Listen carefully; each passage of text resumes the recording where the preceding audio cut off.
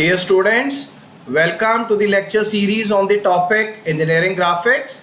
So today we are going to discuss about development of surfaces of solids.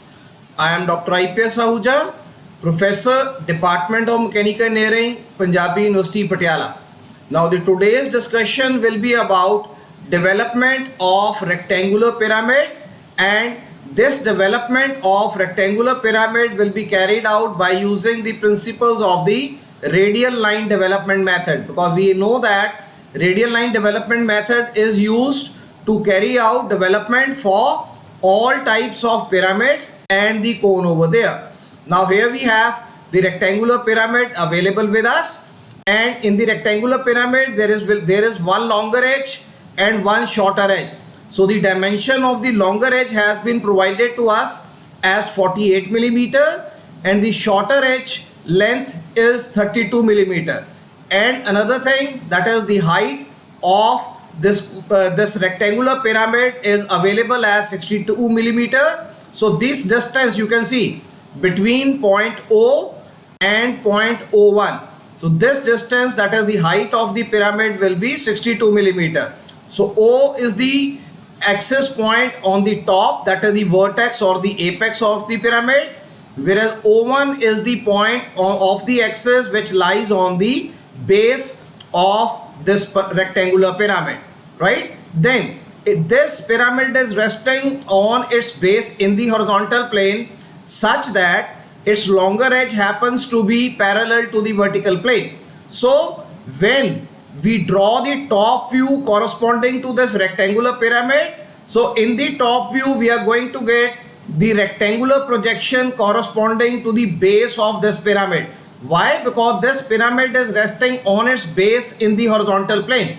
So the top view will provide us with the true shape projections of this rectangular base of the pyramid, and then we will also be see all the four slant faces over there. So whatever slant faces are there, they will also be visible in the top view. And in the top view, which is drawn onto the horizontal plane and which will be drawn below the XY reference line, this longer edge, this will be parallel to the XY reference plane. Okay, so this is parallel to the vertical plane. So when we draw the top view, this longer edge will be parallel to the XY reference line. Now this rectangular pyramid has been cut by a cutting plane which is perpendicular to VP, and it is inclined to horizontal plane at an angle of 30 degree, and it is going to bisect the axis. So the axis height is 62, so at a distance of 31 millimeter, either from the top or from the base over there. So either this distance we can measure from the apex or the vertex, or we can measure this from the base. So this will be the midpoint, and from the midpoint you see our cutting plane, which is an auxiliary inclined plane. So cutting plane is AIP. That is, the cutting plane happens to be perpendicular to VP and inclined to HP at an angle theta is equal to 30 degree. So it is going to cut all the slant generators. You see all the four slant generators of this rectangular pyramid have been cut by this cutting plane. So we have been able to obtain 4 points of intersection in this particular case, right? So we are required to draw the sectional top view and develop the lateral surface of the truncated pyramid. So let us start working upon the basic projections first of all of the uncut solid. Then we will see how the cutting action has proceeded. Now step 1, draw the XY reference line, and as we have discussed, in the top view the true shape of the rectangular base will be visible and the slant edges will also be visible, but main consideration is that this longer edge happens to be parallel to the vertical plane. So this has been drawn parallel to the XY reference line. Now we'll mark the corners or the edges over here. So A, B, C, D. Okay, next we know the dimensions. 32 millimeter is the width, and this is the length of this particular base over here, rectangular face, which we are able to get. Now you draw joining of the diagonals over there so that you see the four slant faces, they are available in the top view, but we are not going to darken it because this pyramid is going to be cut by the cutting plane, right, which will be an AIP. So to begin with, we have drawn these diagonals joining little bit lighter. Why? Because ultimately the cutting of these slant edges is going to take place in the front view, but we are going to locate by joining these diagonals the location of the access point over here. So once the access point is located, that is O and O1. So we have already discussed O is the topmost point of the apex on the axis, and O1 is the access point which is available on the base. So now let us draw the front view projections. So you draw projectors through B and A onto the vertical plane. Similarly, draw projections from C and D onto the vertical plane. So on the base, the points B dash A dash and C dash D dash will be lying onto the ground, and here you get the projection for O1 dash, and this is your axis height. So axis height is equal to 62 millimeter. So once we have this axis height, so automatically point O dash will be located, and having located O dash, now we can join these projectors once again, O dash B dash and O dash A dash, and we can join the projectors O dash C dash and O dash D dash over here. But one thing we must remember, the projection corresponding to this slant edge OA in the front view should be dotted because it is lying at the back side, but we haven't drawn them dotted because the front view projections corresponding to OA, that is O dash A dash, which were dotted due to the hidden line, they have been, you see, coincided with the object line or the dark line projections corresponding to the slant edge OB. So these dark line or the solid line projections, they are going to cover up the hidden line projections corresponding to OA. So we can say that O dash B dash projections, they have overruled or overpowered the dotted line projections corresponding to the edge O dash A dash. Similar is the, you see, explanation over here. The projections for OD in the front view should be dotted, that is O dash D dash should be dotted, but then these projections, they have been coincided with the solid line or the object line projections of this slant edge OC. So OC solid line projections or the object line projections, they are going to superimpose upon the hidden line projections of OD. So O dash D dash hidden line projections or the dotted line projections, they have been, you see, covered by the solid line projections corresponding to OC. Okay, so that is why we get solid line, but again we haven't darkened these because now the cutting action of the AIP is going to take place. Now we know that the cutting plane, it is perpendicular to VP and inclined to HP at an angle of 30 degree. It is going to bisect the axis of the solid. So bisector will be 31 millimeter. So we can measure either this distance from the top or from the bottom. So you see, this is the midpoint of the axis over there. So the midpoint has been obtained, and once you obtain the midpoint, now this particular cutting plane will be passing at an angle of 30 degree through this midpoint of the axis. Okay, so once this cutting plane is going to pass through this particular axis at an angle of 30 degree, we find that all the four slant generators, that is O dash A dash, O dash B dash, O dash C dash and O dash D dash, all have been intersected. So let us mark the points of intersections of the cutting plane with the slant edges of this rectangular pyramid. Now the points of intersection will be, you see, we have darkened the remaining portion of the solid. So this portion of the solid will be discarded. This will be done away with. This we no longer require. So the points of intersection will be, you see, 1 dash and 2 dash over here, and 3 dash and 4 dash will be the points of intersection which are obtained at this particular point. So where 1 dash is the point of intersection of the cutting plane with the slant generator O dash A dash, 2 dash which will lie again over here, it is the point of intersection of the cutting plane with the slant generator, that is O dash B dash. Similarly, 3 dash, it is the point of intersection of the cutting plane with the slant edge, that is O dash C dash. And finally 4 dash point, so this is the point of intersection of the cutting plane with the slant generator O dash D dash. So now these are the 4 points which we are going to locate here. Now we want to project these points in the top view. You see 1 dash, 2 dash, 3 dash and 4 dash. So 1 dash lies on O dash A dash, 2 dash lies on O dash B dash, 3 dash lies on O dash C dash and 4 dash lies on O dash 4 dash. So all these 4 points, they have been located in the front view. So the 4 points of intersections we have worked out. Now we are going to work upon the projections of these points of intersections in the top view.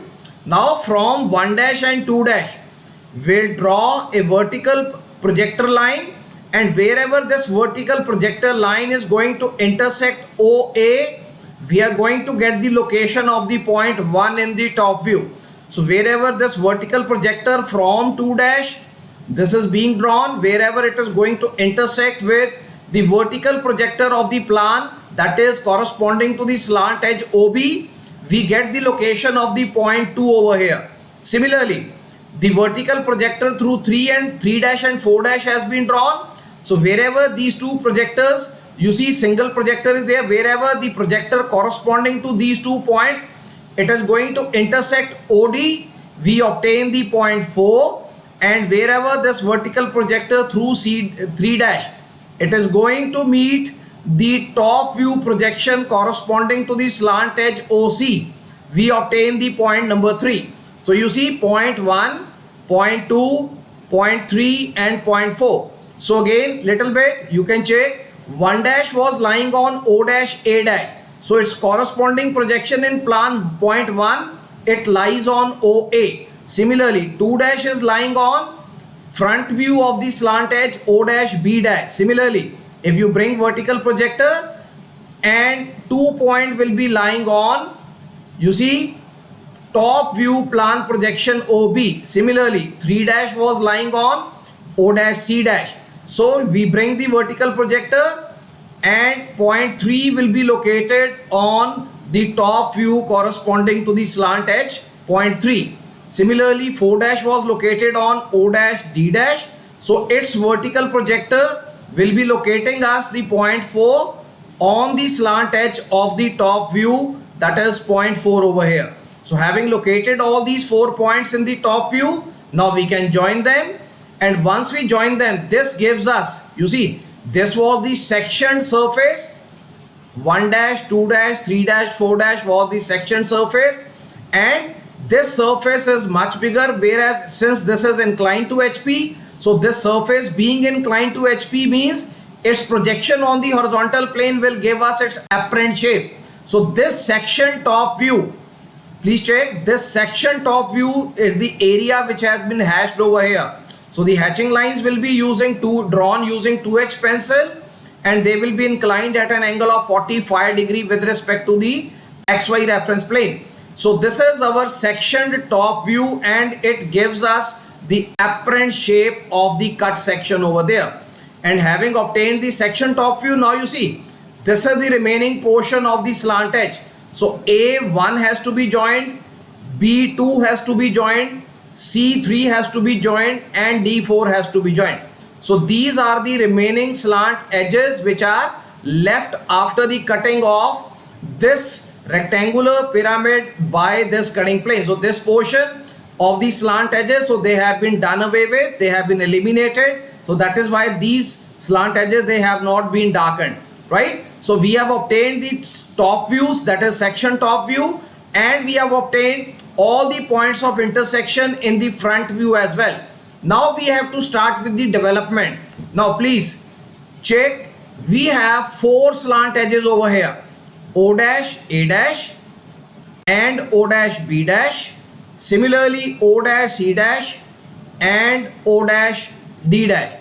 So let us work out, because we know that in order to make any development, we need true lengths of 3 things in the case of rectangular pyramid: had it been a pentagonal pyramid or a square pyramid or a hexagonal pyramid, two things would have been required, that is edge length and the axis height. But since this is a rectangular pyramid, so we need the edges of the base, which we already have. So true length of one edge of the base BC is 48. True length of another edge of the base, that is the shorter edge of the base, happens to be 32. So the two edge of the base, I have got the true length of both of these edges. But do I have the true length corresponding to the slant edge over here? You see, four slant edges are available. O dash, A dash and O dash, B dash, they are coinciding.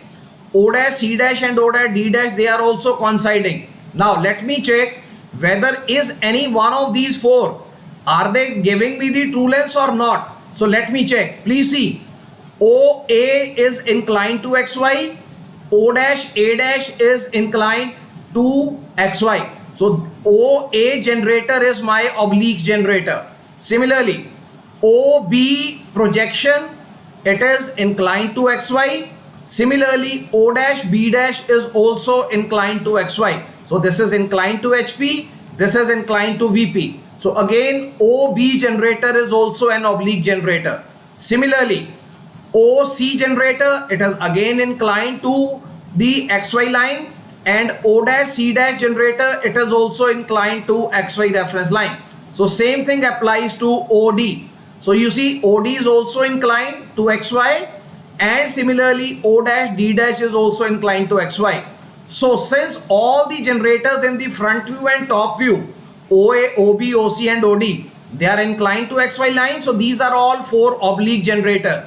So since these are all oblique generators, so the projections of OA, OB, OC, OD and then OA, O dash, A dash, O dash, B dash, O dash, C dash and O dash, D dash, they are all apparent lengths over there.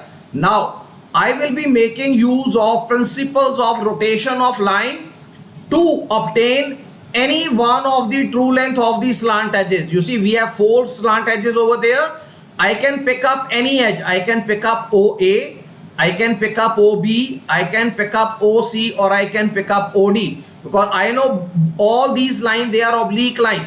Now what I'll be doing, just see, I'll be drawing locus line through the point O. I'll be obtaining the locus line through point O, and the rotation of line method says if I have an apparent length in the plan, I will be rotating that apparent length and making it parallel to the vertical plane. You see, OD is inclined to the, this is the apparent length, OD. I could have even transferred OC over here. I could have transferred OB, or I could have transferred OA. Same procedure would have followed. Okay. So any one edge you pick up, slant edge. So OD slant edge happens to be an oblique line. So this apparent length I have rotated and made it parallel to the vertical plane. So I get the apparent length OD1, which happens to be now parallel to the XY line or the vertical plane. So since I have obtained the apparent length parallel to the vertical plane, so I will draw the now perpendicular onto the other view, that is into the front view over there at the second point. So this point was D1 and this point is D1 dash.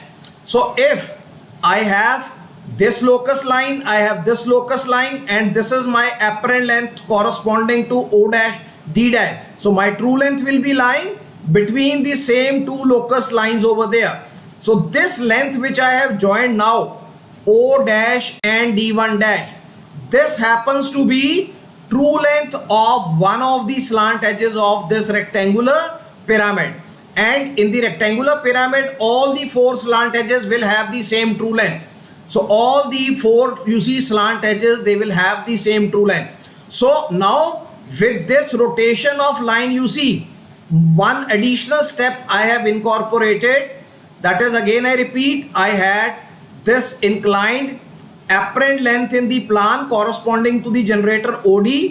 I have rotated this and made it parallel to the XY line, or I have made it parallel to the vertical plane. So in the front view, since my apparent length is parallel to the vertical plane, so on the vertical plane in the front view, I am going to obtain my true length of this line. So please see, from D1, I am going to draw perpendicular projector up to the point D in the opposite view, D dash in the opposite view. So this is the point D dash. Up to this point, if I draw the perpendicular, I obtain the point D1 dash over here. The moment I obtain D1 dash, I need to join O dash with D1 dash. So this is the true length of the slant generator. Now once I know the true length, now all the three parameters have been worked out to facilitate construction of the development of the rectangular pyramid. That is, slant edges available, the true length of the two edges, they are also available. So this is also true length, this is also true length, this is also true length. Now what I'll be doing, I'll be marking the vertex or the apex point over here, and I will be working on the radial distance over there. But before that, you see what we have done, any additional step we have carried out. So points of intersection 1 dash, 2 dash, 3 dash and 4 dash, they were initially lying upon the apparent lengths over there. But in the true development, we have to mark only the true length distances over there. So once again, just like O dash D and O dash D dash was apparent length and O dash D1 dash is the true length. Similarly, O dash 2 dash and O dash 1 dash, this is the apparent length. If I draw a horizontal line through this, so O dash 21 dash and O dash 11 dash, this will represent the true length corresponding to these 2 points of intersection. Similarly, O dash 3 dash and O dash 4 dash, these are the points of intersection which are lying on the apparent length of the slant generators O dash C dash and O dash D dash. So I cannot take up this radius while I am making the development over there, because this radius is corresponding to apparent length radius. So I have to transfer these points onto the true length. So I will be ignoring this radius while I am marking the points 3 dash 4 dash onto the development. I have to take this distance corresponding to 3 and 4 point. That is, this distance, that is true length distance, will be slightly higher than the apparent length distance. Similarly, I will be ignoring the distance of O dash 1 dash and O dash 2 dash, because this distance marks the apparent length distance over there of these 2 points of intersection.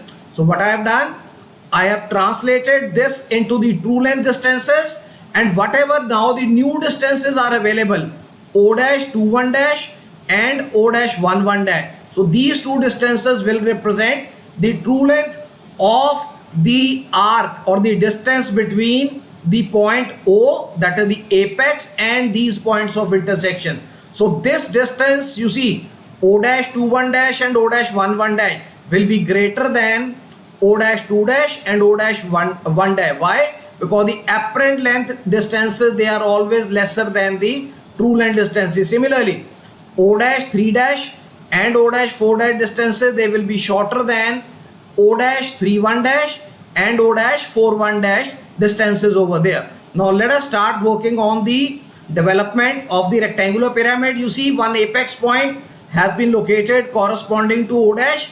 So the name of this point is capital O. Now we are going to draw an arc, and the radius of this arc will be equal to, please check, true length of the slant edge. This is true length of what? It is true length of the slant edge. And what is that? O dash D1 dash. Please check. This is O dash. This is D1 dash. It should not be corresponding to D dash. It has to be O dash D dash. So again, I am telling you, we are ignoring this distance because this distance is apparent length distance of the slant generator. Whereas this is the true length of measurement for the slant edge of the pyramid. So we are going to take this distance, which is O dash D1 dash.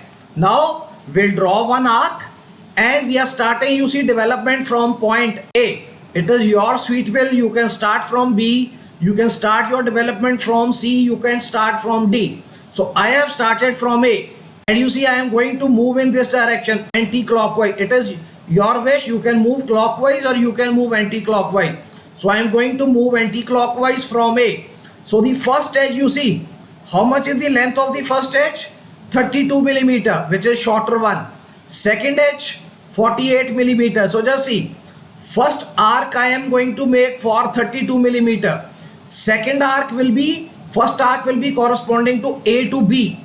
Second arc will be corresponding to B to C. This will be 48. Third arc will be corresponding to C to D. Again, this will be 32 millimeter. And the fourth arc will be the longer edge, which will be D to A. And you see, we started from A, B, C, D, A. So here we have A, then you have B, then you have C, then you have D, then you have E over here. A, B, C, D, A. Right? So once we are starting from A, we need to end at point A. So just see, you start from A to B is the shorter edge 32 mm. You move from B to C, we encounter the longer edge along the way. You move from C to D, again shorter edge is encountered. You move from D to A, so again longer edge is encountered. So your starting point and the end point of the development have to be same. So A, B, C, D, A. Right? Now having drawn these points, now I am going to join them with the help of a thin line, because it is the projection of a pyramid. It is not the projection of a cone. Had it been projection of a cone, we would have marked all the 8 generators or 12 generators over here. So since we have the distinctive edges over there, so we have marked the distinctive edges, and the base of the pyramid will be a flat surface over there. The base will be flat. So straight line edges, they are joining A, B, B, C, C, D and D, A. So we have to join straight line edges over here. So this is the development of the rectangular pyramid, which is not cut by any cutting plane. Now we have to find out the truncation points or the point of intersection locations into this particular developed surface over there. So let us start with point A. You see, this is my true length of the point A. Please check. This is my true length of point A. This is true length of point B. This is true length of OC. This is true length for OD. And this is again true length for OA. This is true length for shorter edge, true length for longer edge, true length for shorter edge, and again true length for the longer edge. Now whatever points of intersection have to be plotted, they will also be corresponding to the true length of the point of intersection, not corresponding to the apparent length. So let me work out point 1. So my cutting plane is going to cut the edge O dash, A dash and O dash, B dash at points 1 dash and 2 dash. But this is the apparent length. I know the radius, but I cannot mark this radius over here because this radius is corresponding to the apparent length. So what I have done already, I have transferred this distance onto the true length line which has been obtained, and this point is apparent length, and this point will become, once you transfer it onto the true length, it becomes the true length corresponding to POIs 2 dash and 1 dash. So now you see I have got the actual measure of the true length of the radius over here.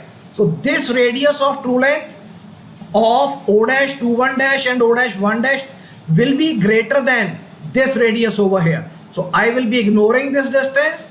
I will be marking this true length distance over there. So let me mark this distance. I will be marking this distance at point 1 dash over here. Same distance I am going to mark for 2 dash, because 1 dash and 2 dash, they have the same radius in the apparent length, and 1 dash and 2 dash, they have the same radius on the true length as well. So please see, distance of 1 dash will be equal to the distance of 2 1 dash. So this is not 1 1 dash. This is 1 1. This is 2 1. So 1 1 is the true length. 2 1 is the true length. Whereas 1 and 2, they were the apparent length points over there.